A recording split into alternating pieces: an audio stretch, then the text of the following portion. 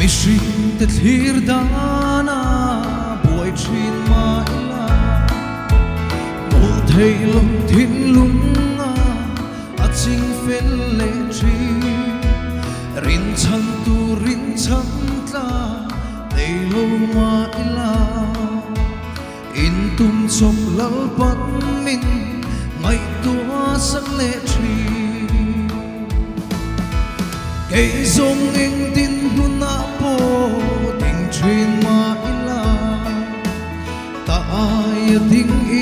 isu min suai ze langa he ko vel po hian min se velo ma se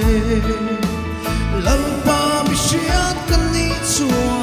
ka ta na to ke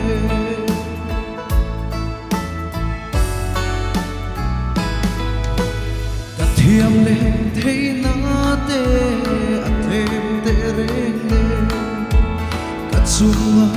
I chana avro poesie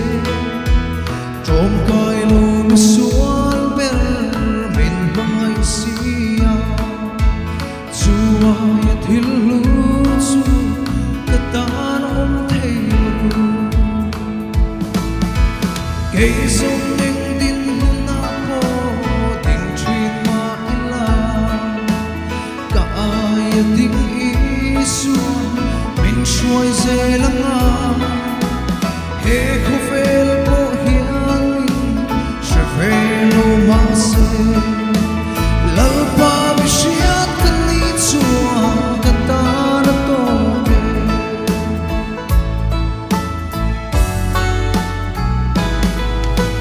khu velo pui na le choi moi na ai ka thang zo ikiawa khen ben nei chu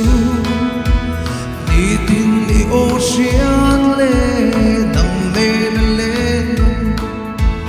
ta tha cha nang fa na alo lu ben si